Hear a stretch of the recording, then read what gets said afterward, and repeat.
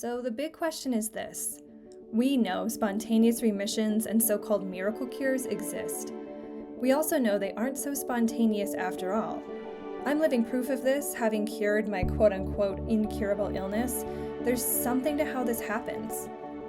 So how do we, as humans with chronic symptoms, tap into this so-called miraculous healing capacity? That is the question, and this podcast will give you the answers. My name is Dr. Erin Hayford, and welcome to the Sacred Illness Podcast. Before we begin today's episode, just my standard medical disclaimer. This podcast is intended for educational and informational purposes only. The content should not be considered a substitute for professional medical advice, diagnosis, or treatment. Always consult with a qualified healthcare professional regarding any medical concerns. Hey everyone, and welcome back to the Sacred Illness Podcast. This is episode 19, and today we're going to be talking all about fear. And I'm excited to get into this topic because it's such a crucial, actually, to quote something I saw on Instagram the other day, basically said, fear is an inevitable companion of the healing journey work. And it's more so about it's not the exception, it's the rule. It's going to be here. It's going to be part of this work. And so how do we work with it? How do we learn to be with fear? How do we learn to accept fear and to allow it to work with us, or just know what to expect so that doesn't get in the way and doesn't thwart our progress or our healing capacity? And so we're going to talk today a lot about how it shows up, why it shows up, because it's not just a random thing, and the ways in which it can get in the way of the healing journey, the ways in which Oriana and I have both seen it get in the way of the healing journey, and really, again, kind of drilling in why it's showing up and what to do about it, because this is one of the most powerful emotions that we feel. Fear is fear. It's scary. It's power. It's overwhelming, right? It's this really strong urge to tell us to stop and turn around. And so it's very compelling, it's very convincing, and it's hard to not listen to it if we don't know what to expect. And so this episode serves as the goal, I guess, of this episode is to shine light on this really important topic, because the more we understand something, the more we know why it's here, the more we know why it's happening, it kind of takes the weight out of it. It makes it less scary. So we're going to try to make fear less scary today in this episode. So let's delve in. So I guess the way to start this out is just to talk about fear in general. Like why does fear show up in particular with healing, in the healing journey and healing work? So what we were talking about before we hit record was there's several ways it shows up. And initially it shows up because, quite frankly, getting sick is scary, right? I mean, getting a diagnosis is scary. And oftentimes, it's these chronic illness diagnoses that we get that really are putting us into this unknown world, this unknown place. I am curious for you, Oriana, like when you first started getting sick, like first started having symptoms or first got a diagnosis, do you remember like if fear came up for you, or like where in your kind of journey did fear start to first show up for you as you were moving through your own healing work? I think it showed up right away for me, because when the very first thing that happened was I fainted and ended up in the ER. And, sometimes the ER can be helpful for certain things, and other times when maybe there's just one thing. So I had low potassium at that moment. They don't really tell you anything. They just say you have low potassium. We gave you potassium. Here's your discharge paper, see you later. And so there was a lot of fear around that for me, because I think our nervous systems want to have a solution to the problem. But if you don't know what the problem is, then you're just reeling on a solution, which for me came from a very fear-based place. And so I started grasping for every tool that I had ever learned outside of me. There was fear from the way that every woman in my family handled their diagnosis and their stuff. And then there was the period of time that I worked in a naturopathic clinic and having the tools and understanding there. And then there was something that was underneath that fear that was like, there has to be more to it. There has to be more to this. It can't just be, I either have to go this route or this route. But that part was such a small percentage, and I think so out of my comfort zone that fear took over it. And so even though it was there and I heard it initially, fear took over it, and it just became this thing that was in the background somewhere that would come up when I could get the fear to quiet for a little bit. That's so interesting. Yeah, because I am often curious about that, like how many of us have that little inkling of what it is like on this deeper level, and either, like you said, kind of ignore it because the fear is too loud, or don't know what to do with it, don't know what that even means, and so we kind of push it away. I feel like that's a whole like thing to explore in and of itself. Yeah, and I was thinking about my journey with Crohn's disease, and I think when I first got diagnosed, I was, first of all, I was young. I was in my early 20s, so I was kind of like ignorant about the weight, I think, of like what that meant. Because I remember my parents' reactions being like, oh God, like just being really like upset about the diagnosis, and me being a little bit like, what's their problem? Like, why is this a big deal? And I think part of my general reaction to heavy stuff, to like big stuff, is to kind of disconnect or dissociate from it, And so I think I went into this place of denial for quite a while. And it wasn't until I was deep into taking the medications and doing the things I was supposed to do that I think fear started to creep in, because it was like, same for you, like, is this it? Like, this can't be it, but this is what I was given. And as people who know my story like goes, that's eventually what pushed me into seeking alternative stuff, because it was like, again, denial, I don't know, whatever it was just like, I didn't want to accept it.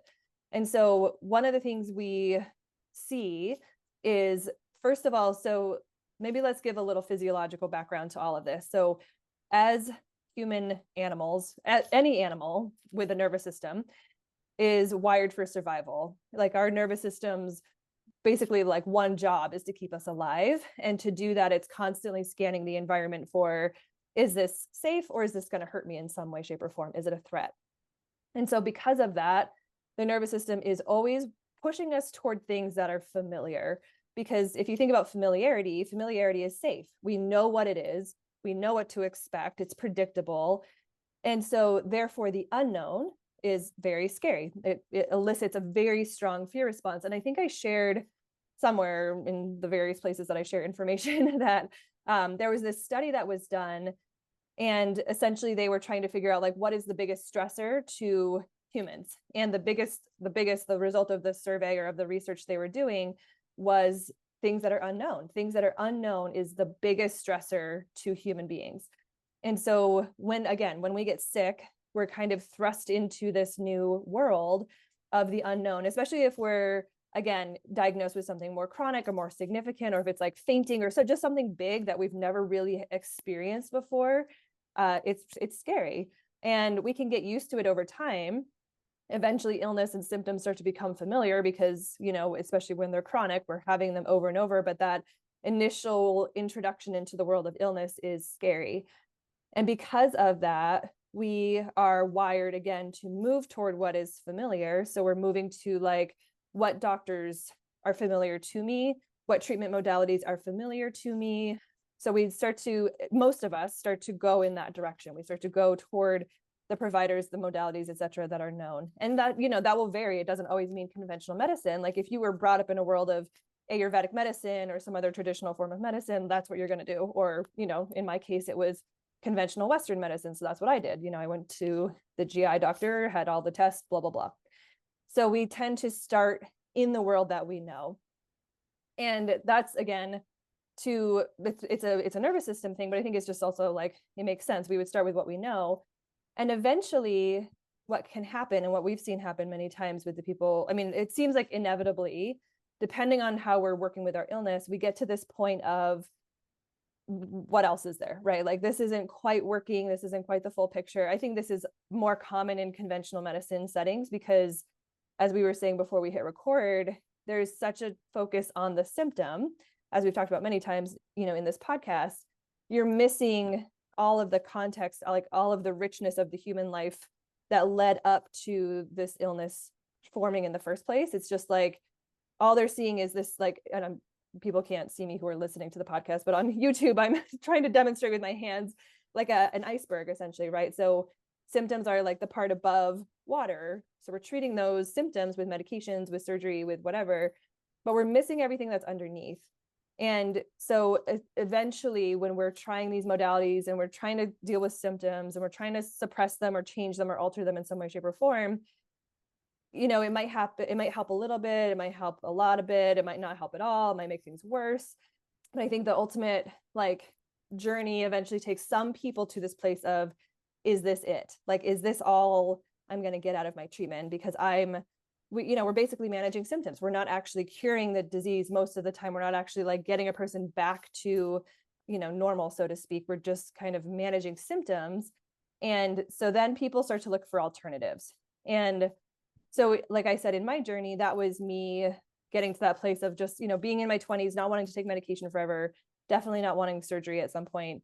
Where did you start to turn back toward that inner voice of there's got to be something else?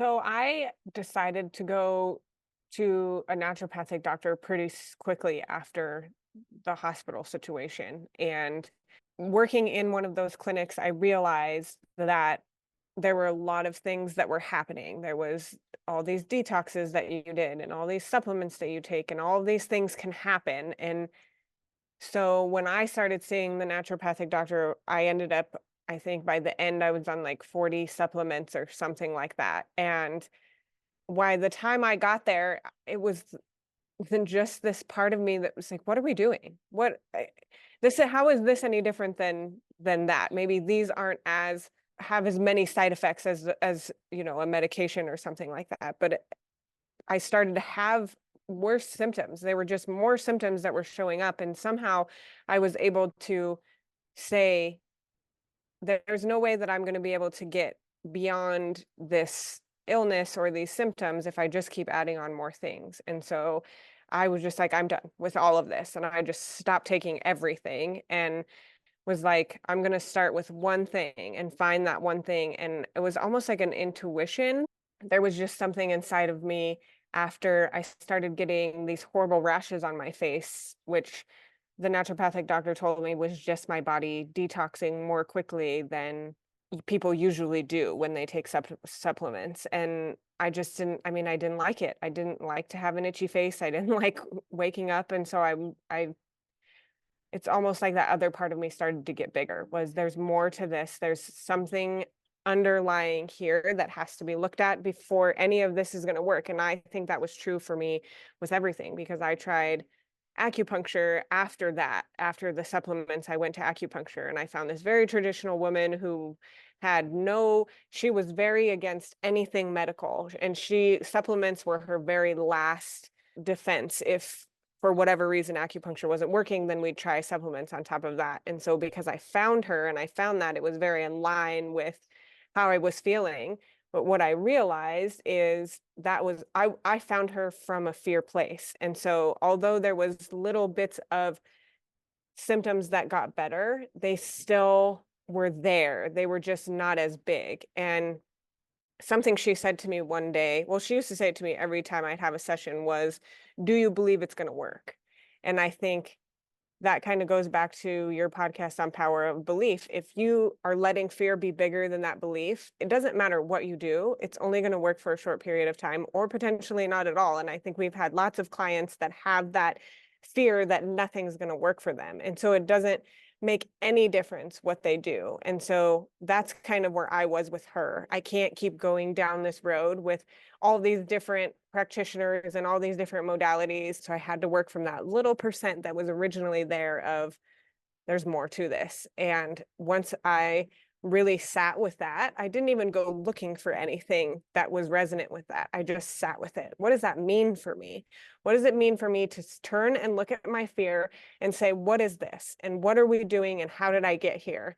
Then that's when, for unbeknownst reasons, your ads started showing up on my Instagram. And I was like, as soon as I went to your page, I was like, this is it. This is exactly what I was looking for, is someone that's going to show me what this means and how I can move through it from my unique situation, instead of it being this very cookie cutter. Everybody has this diagnosis. Everybody that has this diagnosis gets this X, Y, and Z thing. Love the spirituality of Instagram ads. Yeah. Whoever's moving connected around to your brain or something. Yeah. So funny. Yeah. And I think it is such an interesting, like, I just have this image of like a teeter-totter where fear, does tend to dominate for quite a while. And then it's like frustration or it's intuition or just something eventually like flips the scale where we're like, okay, this, like, no, this is not, I can't go on like this. And I think it does take getting to that really oftentimes challenging spot. And sometimes it feels hopeless or helpless or whatever, we just get to this place of like, something's got to give. Beliefs do shape a lot of this, right? And there is like, that is the biggest, I think, driver of fear is like, what is that foundation of belief you have in anything helping you, like in being helped, deserving help, the capacity to be helped, like, all like the capacity to heal, the belief in your body and health, like all of those things are going to play a role. But on that note too, I don't know, because I know your story comes, like, you come from a lot of folks who did succumb or who didn't have that, like, intuitive push to keep going. So do you have a sense of like how or why you did have that capacity to overcome your fear and to seek a better path versus to succumb to how you were feeling? I think I had a sense always growing up that I didn't want to have that life. With my mom, she always used to tell us growing up that she wanted to be a flight attendant and that was like her dream. And I asked her as I was getting older why she didn't follow that dream. And, she expressed that my grandma wanted her to get married and kind of pushed her into that. And so I think she thought if I listen to her and I do this and I live this life that everybody wants me to live, then I will be accepted in in a way into the family. And I think from so many places, I saw her still not being accepted into the family. I mean, everyone in my family is, my mom's side of the family are like short and brown hair and, a little bit more curvy. And my mom was really tall and she had blonde hair and green eyes. She was like a Barbie doll. And so even from the outward appearance, she didn't look like she fit into her family at all. So growing up in a family like that, and also seeing it with my grandma and my aunt, they didn't, they were very traditional wives. They didn't work. They took care of the kids and did all the house cleaning and all of those things. And there was something inside of me that was like, this isn't what we're made for. We're not made for this. And even though there was a lot of fear that came in when I started to have symptoms, there was still that part of me that was like, I am not going to allow this sick system to hold me down. It's kind of like a rebellion, natural rebellion or anarchy that I had within me that it was like, no, I'm not going to do that. And so I was just had that always in my mind of there's no way that I can go, like I can just fully delve and believe in this path. And so if I can't fully believe in it, then I have to step out and make a different choice because I'm always going to be chasing something. And so I think once we started to work together, I realized how much my trauma played into this constant chase for an answer. And when you start to have symptoms, you have to almost let go of that because that, I think, it will get you stuck in that teeter-totter of back and forth between what is familiar and that part of you that's like, we have to go this other way. And you almost get stuck in like a liminal space if you don't let that go. That is, I feel like, the epitome of where the fear in this journey starts, is right there at that moment of that chase of there's got to be something else, because your brain is going to tell you at some point, if you choose the work that we're doing, at some point in your journey of this work, once the excitement comes down and once all of that feeling of I finally found the people, I finally found the thing comes down, there's going to be that part of your brain that's like, this isn't working. And then you're going to search for the next thing and the next thing. So if you can just hone in on that one specific fear, I think it creates a little bit of space for you to open up more of that percentage of belief that there was something more. Well, and it's so interesting hearing you talk about this because you can, or at least maybe from my perspective, because I know you well, is how there is, I mean, generally, I think we do have that kind of natural revolt against our parents. Like if we're allowed to fully, become teenagers and have that, like, this is me, autonomous, I'm going to step away from the family unit. And, or if we just see things that in our family that are so not okay, we have it in our head of like, I'm just not going to do that because I see how it doesn't work. And so I'm not going to do that. And so it's interesting to just see the complexity of how childhood traumatic experiences both push us to do better and then also still somehow rear their ugly head. Like, there's this like push pull where it's like, I'm going to pursue something different, but those fears that my family held around illness and, being a certain way or whatever, they show up in other ways. So it's kind of this interesting cycle of like how fear is part of what can like prevent us from taking the steps we need. And it's also part of what needs to be healed. So it's like the medicine and the block at the same time, in a kind of complex dance. But so, yeah, you started to talk about this liminal space. And I think that's what we were talking about before, where we're saying like, you get to this place where some people are like, okay, what's next? This isn't working. I need to try something else, because fear is going to keep us locked in the familiar until we make the conscious choice to do something else. And so you said it perfectly. There's this excitement around that. Like, I think people get really excited when when they're kind of like finally landing into a new thing and they're like, okay, this resonates. This feels really good in my system. I feel like this is the next step. This is the thing I've been looking for. And so there's definitely momentum at first because that excitement is bigger than the fear. But then as time goes on, right, when you start to do this work, it starts to feel less exciting. It starts to feel less sexy, because in the work that we do specifically, because we are working with the nervous system, we're working with programming of the nervous system, we're working with subconscious thoughts and beliefs and trauma and experiences that, it's basically, we're working with all the things that we have pushed away and like don't want to look at and don't want to see, that this work starts to become not so sexy and fun, because it's like, well, I put it over there for a reason. And so essentially the way I kind of think about it is, the deeper we get into this work of, finding the layers that are keeping us sick, finding the parts of ourselves that we're suppressing, the trauma that's held in our body, whatever it might be, the deeper into the unknown we're going, because we don't know what the layers are that we're opening up. We don't know what are the things we're going to encounter as this journey goes. Like, this journey it's almost like becoming less known. The further in you go, it becomes less known, which is kind of alternative to what we expect. Like, we expect as we're doing something, it becomes more familiar. But I think this work peels back so many layers that it's becoming less and less known, less and less familiar, because we're getting into these deeper spaces that we haven't seen or accessed for such a long time.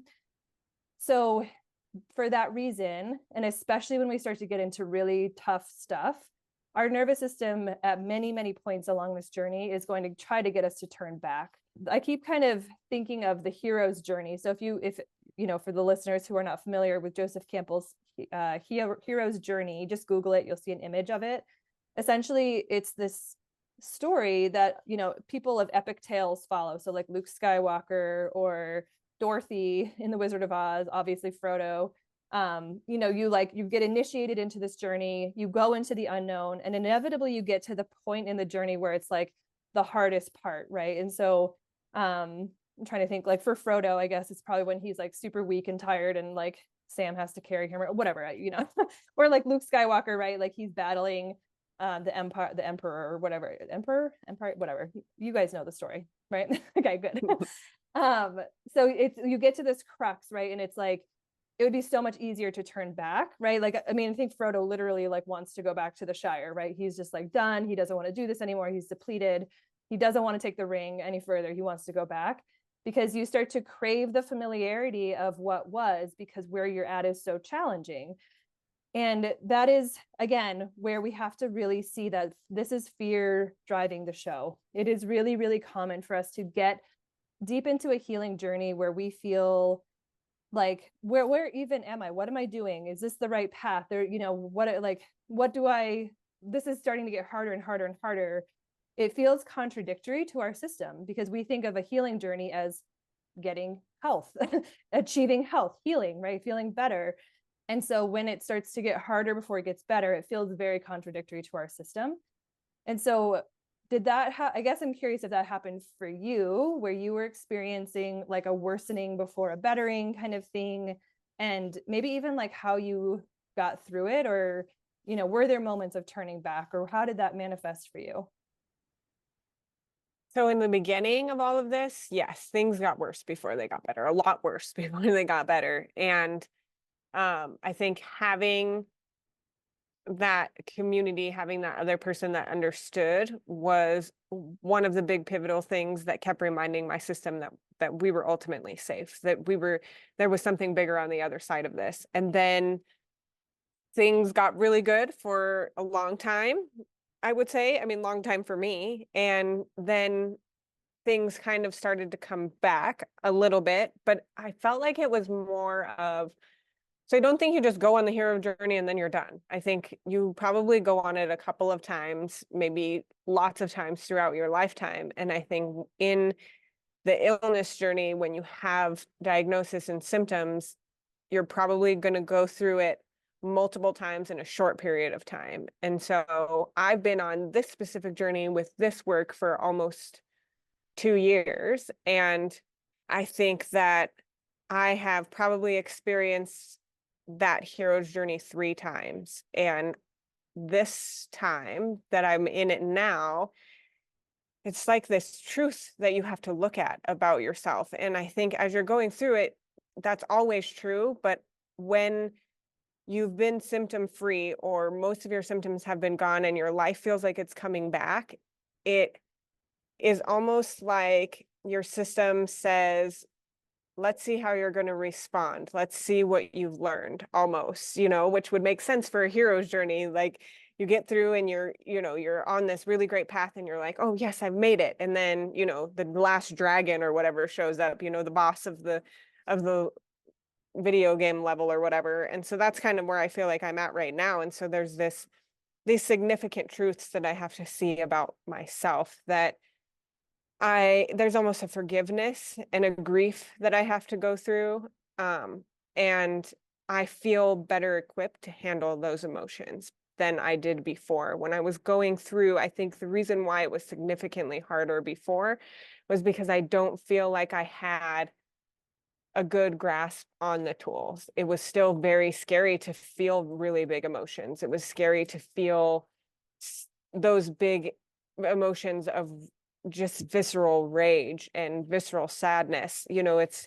It's different than any of the emotions that I was allowing myself to feel before, which were very minimal. If something sad happened, I would have this wave of sadness, and then it was almost like I was like, okay, I have to be done with that, because there's these people that I have to be here for, and I have to be strong for this situation. And I had this persona that I was living up to.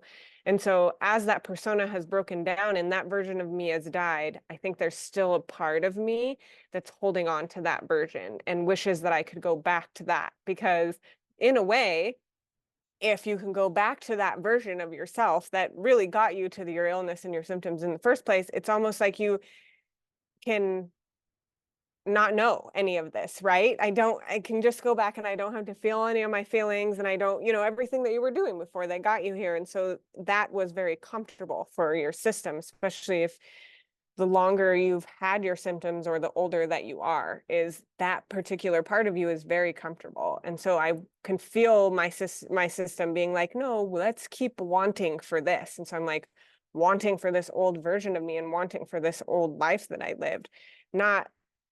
And now in this space that I'm in, like I said, I have these tools that feel more comfortable, that I can move through these emotions and really feel them. And I can also tell that part of myself, let's look at all of the things that have happened not being that version. Let's look at all of the stuff that's come into your life not being that version, and what that feels like. Does this feel more authentic than this? And so I can start asking myself these questions and move. And so the fear doesn't stick around as long. It's still there. I don't think it will ever go away. I just think that it's how I respond to it now, how I can use the tools that I have, feel the fear.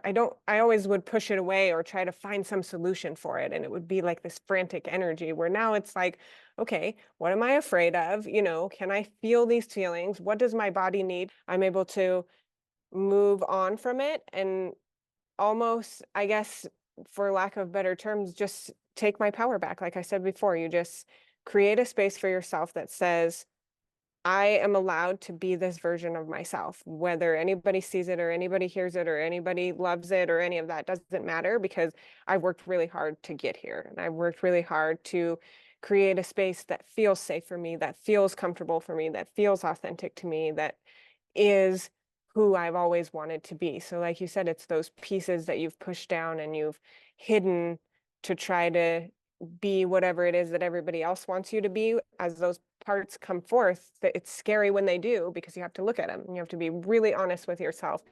And there's a lot of truth that's associated with it. But once you let them come forth and you allow them to be part of your journey and part of who you are, it's just opens up more space for that authentic part of you that always wanted to be there but couldn't, based off of the things that you went through. Hi everyone, Dr. Erin here. So by now you're starting to get an idea of some of what the sacred illness paradigm is all about. The sacred illness paradigm is all about this question of what is your illness inviting you to become? What is it that lies within each of us that allows some of us to acquire so-called spontaneous healing or remissions? And what is the key to unlocking that innate self-healing capacity in each and every one of us? The Sacred Illness Blueprint is something that I developed as a guide to help you walk through this process step by step to learn how to move deeper and deeper within yourself to find these layers of dysregulation, of trauma, of limiting beliefs, of things that you're holding within your system that are keeping you small, stuck, and sick. Ultimately, if we ignore the mind-body connection and are not exploring the ways in which our nervous system continues to be dysregulated or in a chronic state of activation and stress, any healing modality that we put into our body from the outside in is going to be less effective, if not effective at all. So if you are currently feeling stuck, lost, confused, or disillusioned in your healing journey, feeling like you have tried so many things, you have tried so many modalities, you have worked with so many providers, and you're just not seeing the results you want, know that this is normal, and of course you're not, because this foundational mind-body connection is often, if not always, missed in all of these modalities. And just like we can't build a house on top of sand, our healing cannot grow and blossom and be strong and successful if the foundation is not laid first. So rather than doing something different but similar to everything you have tried before and expecting different results, I encourage you to consider doing something different altogether. This is where I invite you to explore the Sacred Illness Group Coaching Program. This is a low-cost monthly membership option that I have created. It's constantly open, constantly enrolling, where you can begin to explore this completely different way of engaging in your health, in your body, in your illness, and in your healing process. What is provided inside this group coaching program is the blueprint that lays the foundation and lays the path out for you to follow to begin to explore these deeper aspects of health, to truly get at the root of what is causing your illness, and from there allowing all other modalities to blossom so that you can actually start to see the changes and the healing take place in your body that you have been expecting and wanting all along. If you're ready and want to learn more, head on over to aurorasomatic.com, and at the top of the screen, click on Group Coaching, where you can read all about it and become a member today. I can't wait to see you on the inside, and for now, let's get back to the podcast. How you just said that really speaks to kind of what I've been viscerally feeling lately too, because a lot has been coming up for me. And, really, I think the hero's journey is drawn as a circle, but I think it's really a spiral. Like, I think we're just we're going deeper into the layers as we go around every time. But I've been coming up against stuff lately, and it's kind of what I had said earlier. It's like you're taking the fear out of the fear. Like you can just kind of be with it. But every time you go around that spiral and you go into another layer, it's less unfamiliar. Like you still don't quite know, because every layer, every spiral, or whatever you want to call it, is going to be different. It's going to have a different like trauma or emotion, or it might be it's like it could be like a variation on the theme, but it's always going to be sort of different every time you go around. And you just it starts to become familiar, even though the outcome is unknown. You start to see that there's these like kind of pillars, like big parts of the journey that you're going to go through, which is what we teach in the Sacred Illness program. We're teaching like these are the expected kind of pillars that you're going to move through as you go through this journey. And it gives you those tools, like you said, to learn how to be with it in a different way. And I've been really feeling that in my body of like, it's hard to put to words how it feels, because it's that difference between like how you reacted to something before you did any work versus how you react to it when you've done work. like the stimulus is still there, it still bothers you, but it just, you react different to it. It's almost like you're objective. Like I feel more objective to my triggers than I do feel like I'm just like taken over by them, if that makes sense, you know? So instead of the trigger just being like my whole system is offline and I'm like part of it, it is me and I am it, and you know, it's just like there's no separation and I'm just like taken down. Instead, it's like I'm here, the trigger is there, I see it for what it is, I understand why it hurts, I can be with my body and with my emotions, and you know, I can think about it differently, like I'm just in a different relationship with it. And I think that's the goal of a lot of this work, is to, you know, really get closer and closer and closer, obviously, to the core of who you are, so that you as a person are not just overtaken and destroyed by these like external things that, you know, you have been trained from childhood that, you know, these could make or break you. Like, you know, this thing is determining your worth, and if it's not there, then you're worthless. It's just like, no, you like hold your autonomous worth and like does like right to be here, right to exist, right to take up space. And those things are just kind of like, you know, they're there, they're, you know, they're outside of it, you know. And you can, the word I've been using a lot is discernment. Like, okay, this thing is obviously here for me, it's triggering me, it's scaring me, it's eliciting some fear response or some sort of activation in my system. So it's poking at something that I can look at, right? But I can discern like what part of it is for me and what part of it is not for me, and how do I, you know, how do I work with it and allow it to help me grow bigger and expand versus to contract and like erase myself. And I think that's ultimately like the goal with fear, is how to, again, to quote that quote that I'm misquoting, is how can we accept that fear is an accompaniment of the journey? It's the rule, not the exception. It's going to be part of this work. But how do we just let it be there and like let it teach us and change us in the way that it's supposed to, without like letting it completely bowl us over and take us away from ourselves and like take us back out of a closer relationship with ourselves, and instead put us into this space of having to show up differently or alter who we are. And so that you kind of touched on it briefly with what you were saying too, is what we have to remember is the familiar is always going to be very compelling. It's always going to be very tempting. And in the hero's journey, like image that I like to use, it's like referred to as temptations, right? Like there's all these temptations that start to come up as we get deeper into the journey. And in the healing journey, I think it's really this temptation to go back to the known. You know, it's Frodo wanting to go back to the Shire. Like, I don't want to do this anymore. I just want to go back to my people and like eat berries and be a silly little Frodo Baggins.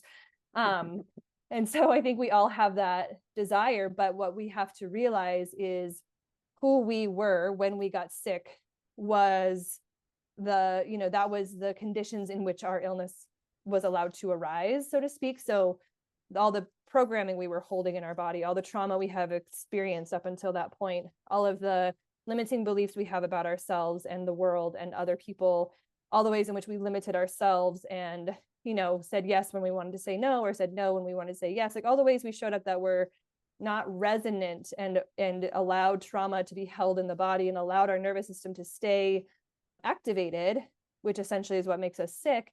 That is the familiar, right? That's the person who got sick for that reason, and that body was holding all of those things that got us sick.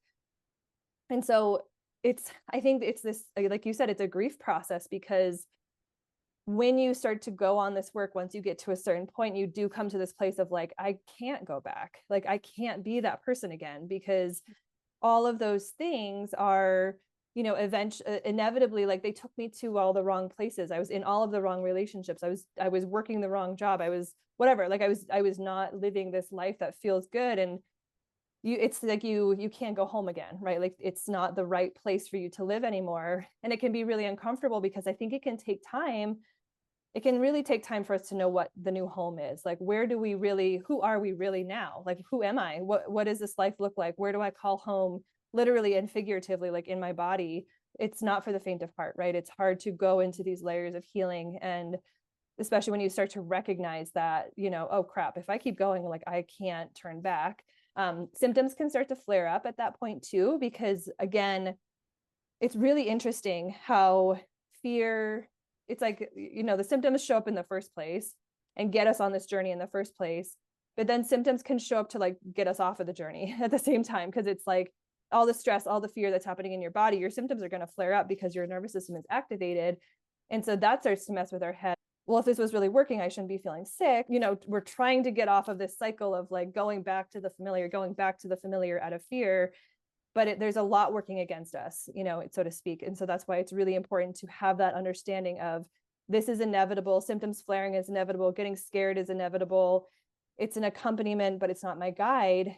And we really talk about and hone in on this idea that illness has to be the guide. Like if we are following our illness, we're trying to listen to what our illness is trying to say to us. We're trying to understand where our symptoms are coming from. And so we're trying to kind of, you know, let fear be over here, but not let it be the thing that's guiding us, because it's literally going to take us back to the old self. And illness is trying to take us to the new self. And so we're trying to follow illness's lead and understand, like, why is it coming up? Where did it come from? What were the combinations of things that were being held in my body that caused this in the first place? It's just that constant resetting. You know, there's many crucial points in the journey, but I feel like there's often like one big crux moment where all the fear gets really big. And it's sort of this major fork in a road where it's like either you continue into the unknown and eventually you come out the other side and you're no longer in this like unknown space. You've kind of settled into this new person, this new life, you know, you're starting to get some ground and come out on the other side, or you go back to the familiar and, you know, we know what happens over there. This question might be hard to answer, but when you, like, you know, you said there's probably been like 3 hero journey cycles for you so far in this work. And the first time or the second time you went through it, like, how did you know you got through that? Like, it's almost like a dark night of the soul, like that really intense crux moment of fear and like doubt and all of the things. And then all of a sudden it's like the dam breaks and you're on the other side of it. How did you know when you got through it? Like, was it obvious to you, or maybe it wasn't that dramatic? I think the first time it was really obvious, because one of the big things that came up on top of all of my symptoms was like this heavy feeling of depression, which we know is like our forced freeze in our bodies. Like, you've got to stop, you've got to look, you've got to, you know, be here right now. And so I understood why that was there from a logical point, but going through it was really, really tough. And I think that was one of those really big moments where people will say, especially when you have something that is going on with you that big mentally and emotionally, people are like, you know, I just took this medication and I was okay. And so that was one of those big moments where I was like, do I go and take the medication and quiet the symptom for a little bit so that I can move through it? Or, you know, I had to make a decision at that point. And I decided not to go that route. When I made that decision to feel it and go through it and be with it, no matter how hard it was, when I came out on the other side of it, it was almost like a sigh of relief. Like, my body took a sigh of relief and I was able to see, what's the saying that you use, the forest for the trees? I was able to see it. I was able to see my world again. Like, okay, I'm okay.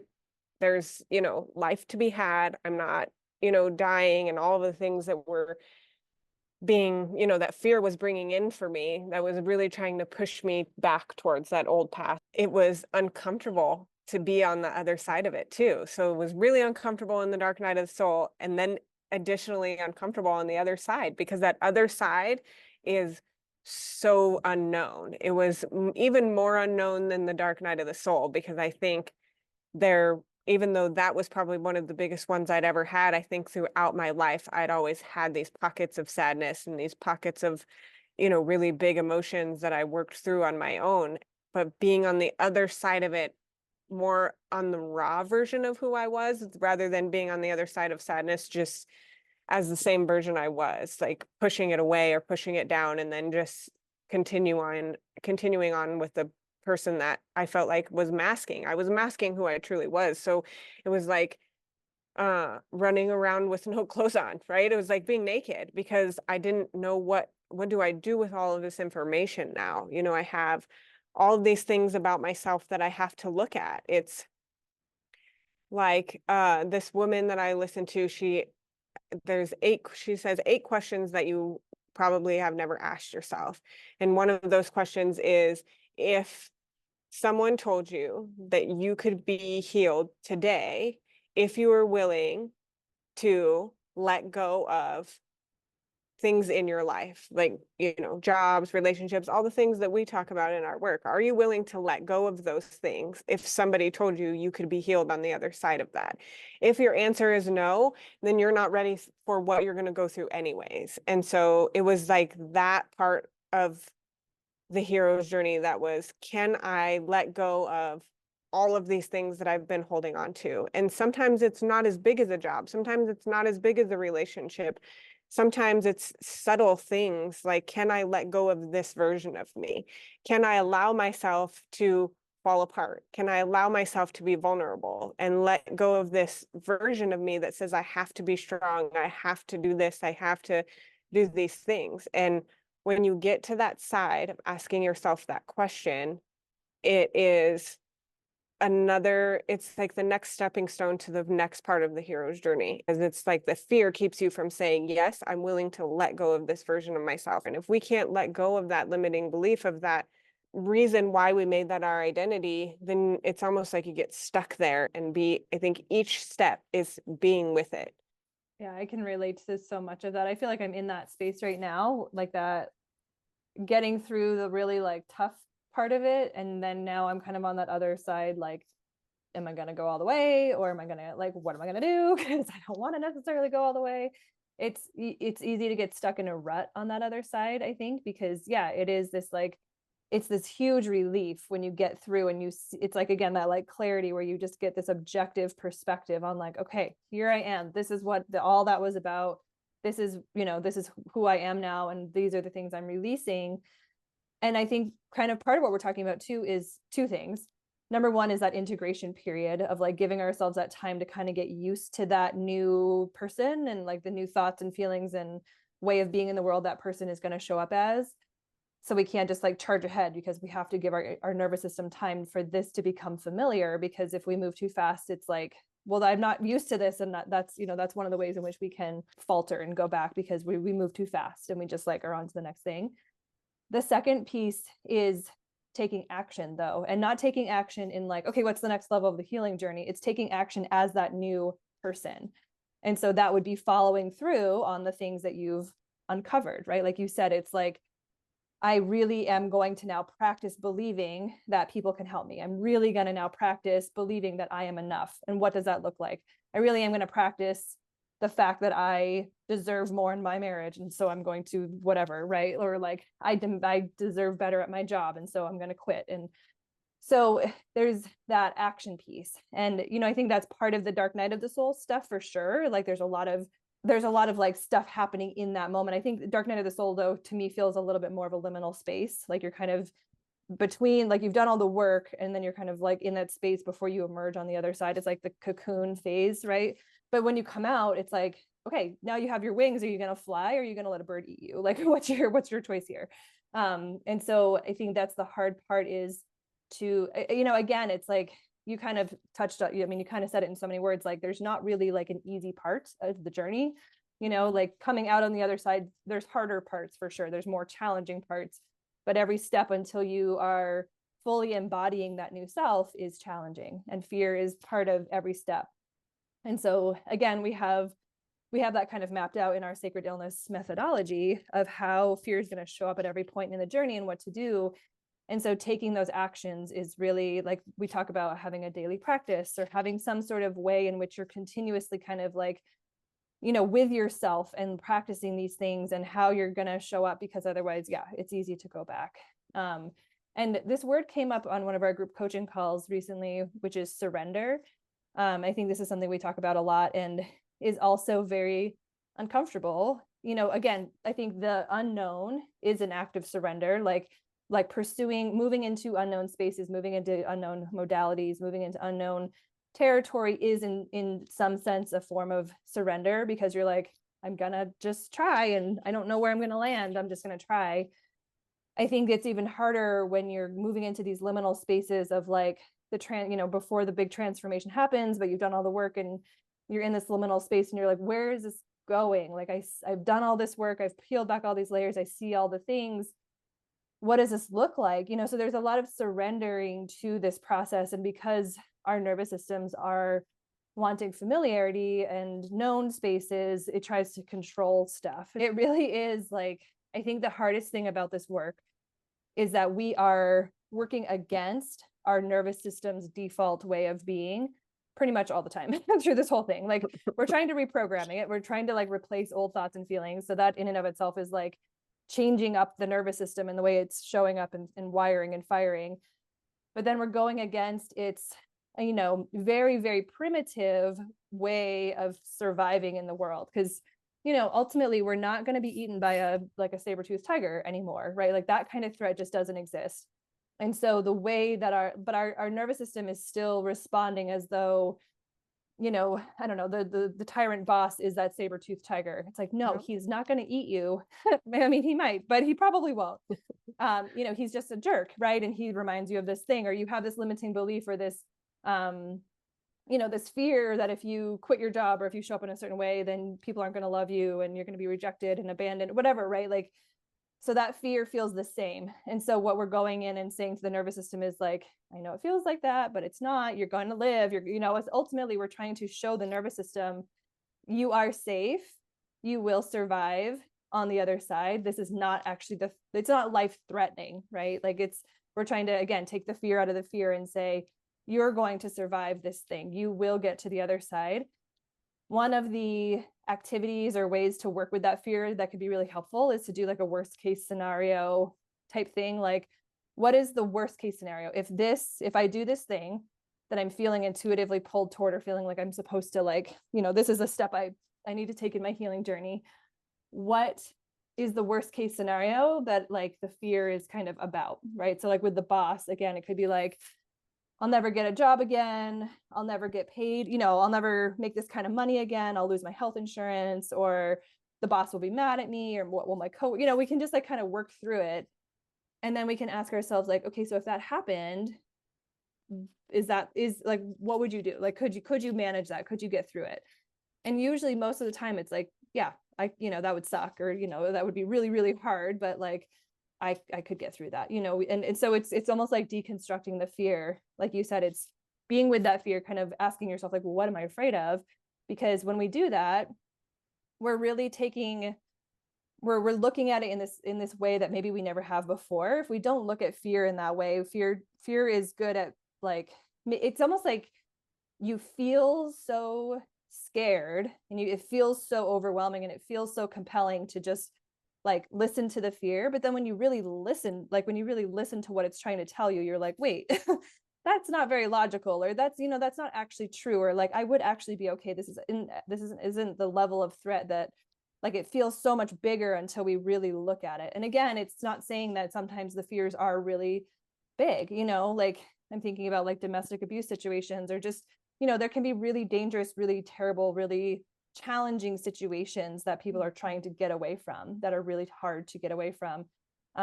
But ultimately, I think if we break it down, it's like there are resources, there's always resources, people, ways, there's always an option, right? And so it's leaning into that, and realizing that even if the worst case scenario happened, you would survive. And as we were saying, as you go around these spirals of the hero's journey, it does get easier with time, because you start to like get familiar with, it's almost like you're befriending your fear. Like, okay, hi, like, hello darkness, my old friend. I know you. I know how to be with you. I know how to listen to you. And it's almost like talking to a scared child, because ultimately that's what our fear is, or these younger versions of ourselves that are, reminding us of like, remember when you did that and this happened, don't do that because you're going to get in trouble or whatever. We're getting used to it. We're getting familiar with it. And so it gets easier. It's different. It has every spiral, every cycle has its own challenges, but we just become more, I think the word you used was like skillful. We have skills, we have tools we can use more and more. And the more we practice them, the more we implement them, the easier it all becomes. So fear is going to be part of any healing journey, no matter what you're doing, no matter what modality, no matter what kind of doctor, no matter how you're engaging in it, simply because illness itself is going to put you into a different space. Initially, most of us are going to do familiar things. We're going to work with familiar providers and like do what we're familiar with in terms of healing modalities. And then a lot of us get to this place of feeling like there's got to be something more. And then that's, to me, when like the real hero's journey is kicking off, because the real hero's journey is about truly going on an adventure where you don't know where you're going. So you're not doing things that are familiar. You're not working with people or doing modalities that are familiar. You're moving into spaces that are unknown. And in our work, that unknown space is yourself. You're getting into your body and your mind in a way that you probably never have before. You're moving into a deeper place within yourself. You're coming into a deeper relationship with yourself in ways that you have likely never experienced before. And it's scary, right? I think it's, in a way, I don't want to say easier, but almost like focusing outward on outward things, like tangible, like I take this pill at 7 a.m. and I eat this food at these times. Like when we have this like structured algorithmic sort of treatment plan, again, it's that control. It feels good. It's like, I know what to expect. I know what to predict. This journey is like, God only knows where this is going to go, right? It's a very unknown space. And there's no, I think that's why, our program can be helpful, because there is some structure to it. There's some guidelines as to like, this is what you can likely expect based on the work we've done with people for many years.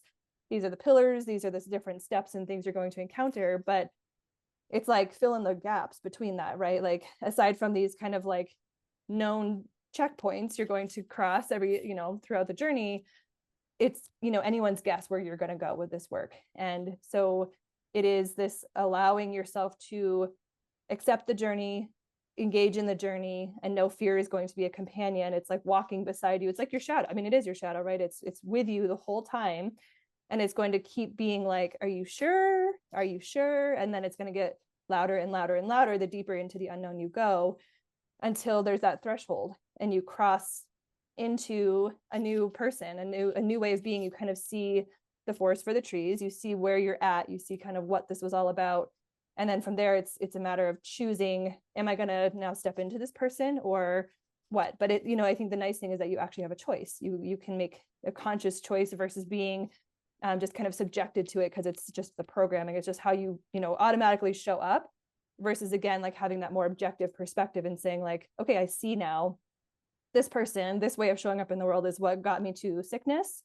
I now have a choice to continue that person or to choose this other path.